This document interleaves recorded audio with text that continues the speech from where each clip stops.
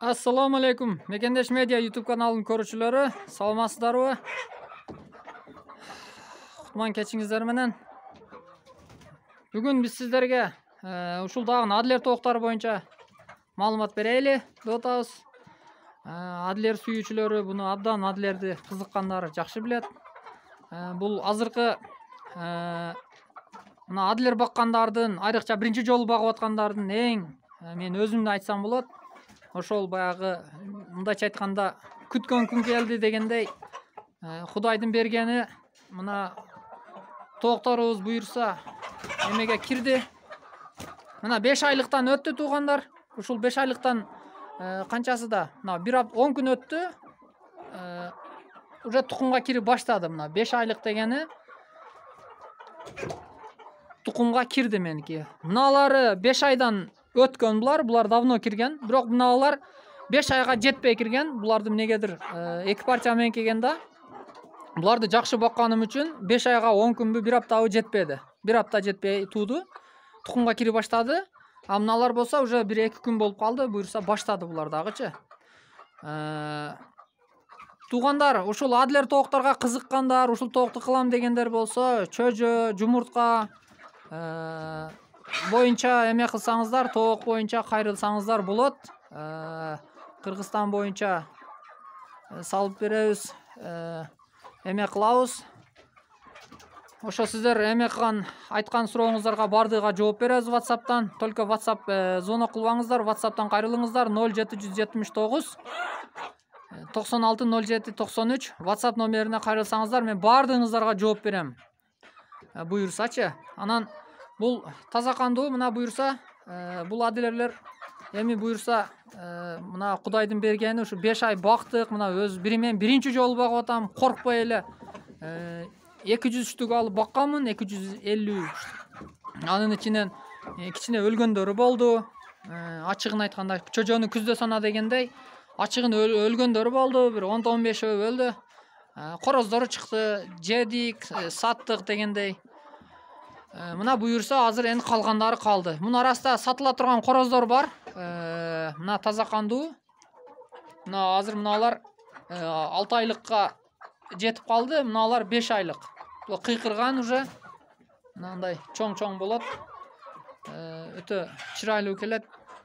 Адлер тоокко кызыккандар WhatsApp номерден байланышыңыздар. Мына кара, мына актар, булар хайлайн, булар вакытынча эле турат туугандар.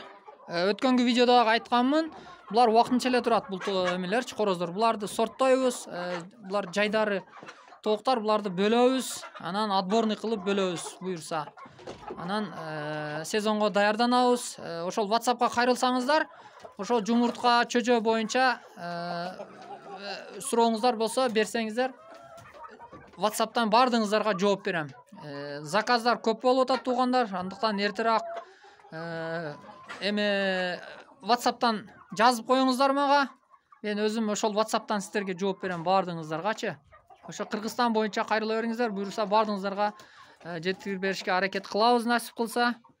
Ошондуктан ушул менин өзүмдүн сүйүнүчүмдү сиздер менен кичине бөлүшөйүн деп койдум. Азыр энди кичине эмеси граммы аз болуп атат, 36 грамм, 38 граммга чейин тууп атат. Кичине болот экен, жаңактан эле кичине чоңураак. Анан буйрса мына тооктар уже кирген булар. Буларга августка жетпей кирди. Мына 2 ай, 2,5 ай болуп атат.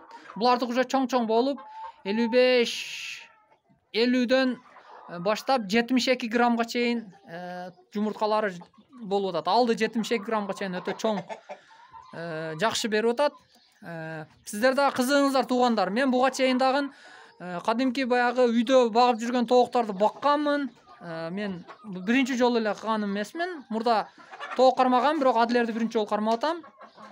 Жайдары тоок өзүбүздүн кыргыз тооктардан кылганмын.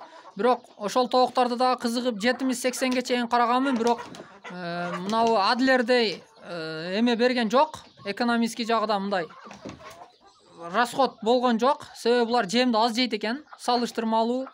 Анан плюс жагы ошол өзүнүн жемини актап, өзүнүн эмесин дагы актайт экен.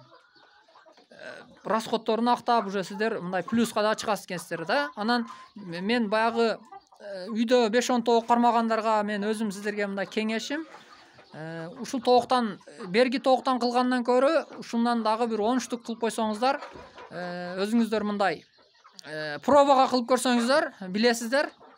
Мен муну көп мактабай эле коеюн, энди багып көрсөңүздөр тукумуну бергенде ошол эмесин көргөндө, результатын көргөндө ана өзүңүздөр ынанасыздар да.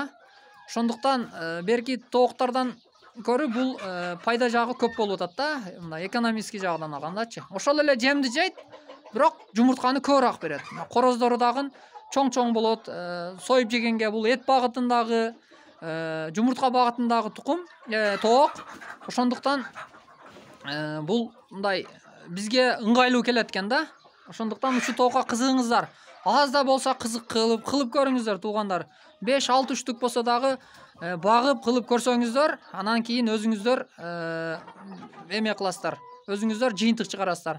Бул бекеринен Кыргызстан боюнча бул популярный болгон жок. Себеби көпчүлүгү багып көрдү, эме кылып көрдү.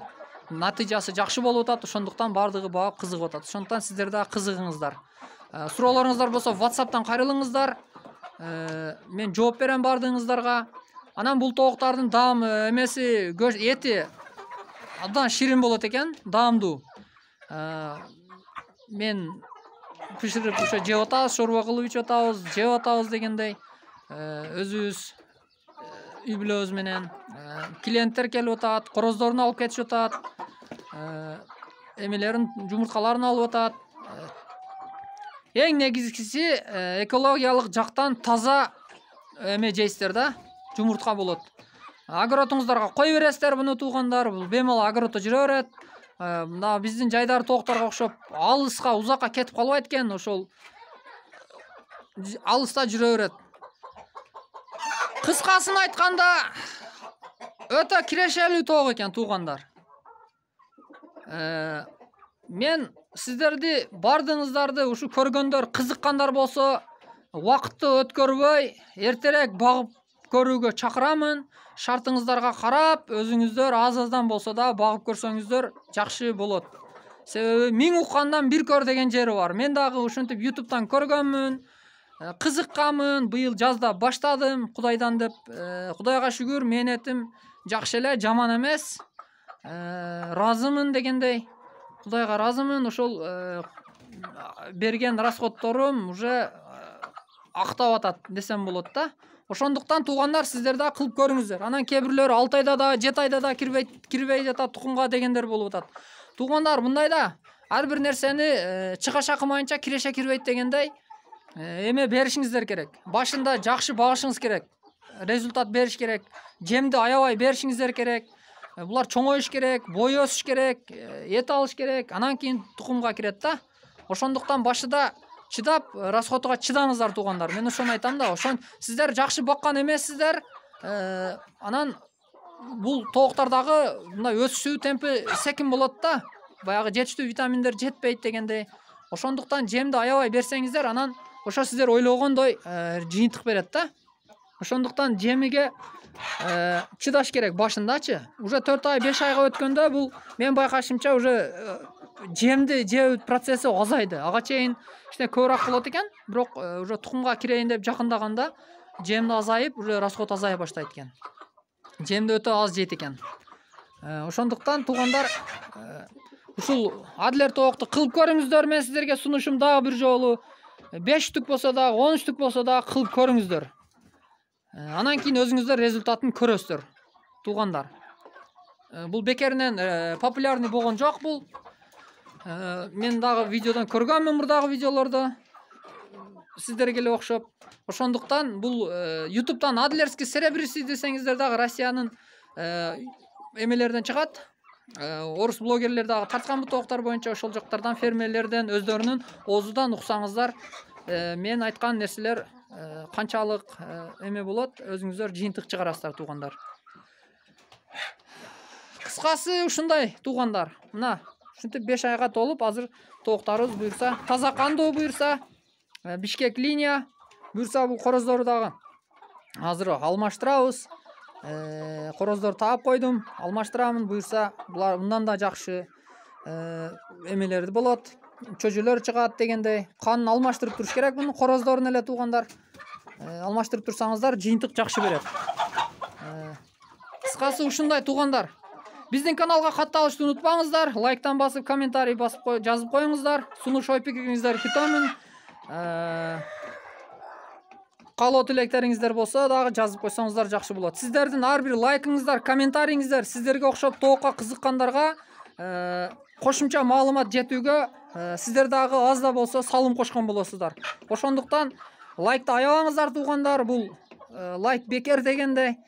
Комментарий жазып коюңуздар. Мүмкүн болсо Instagram, Facebook эмелерден бөлүшүп койсоңуздар андан да жакшы болот. TikToктон. Кыскасы ушундай туугандар. Каналга катталышты унутпаңыздар. Сиздер менен Мекендеш медиа YouTube каналы болду. Кийинки видеолордо көрүшкөнчө саламатта калыңыздар.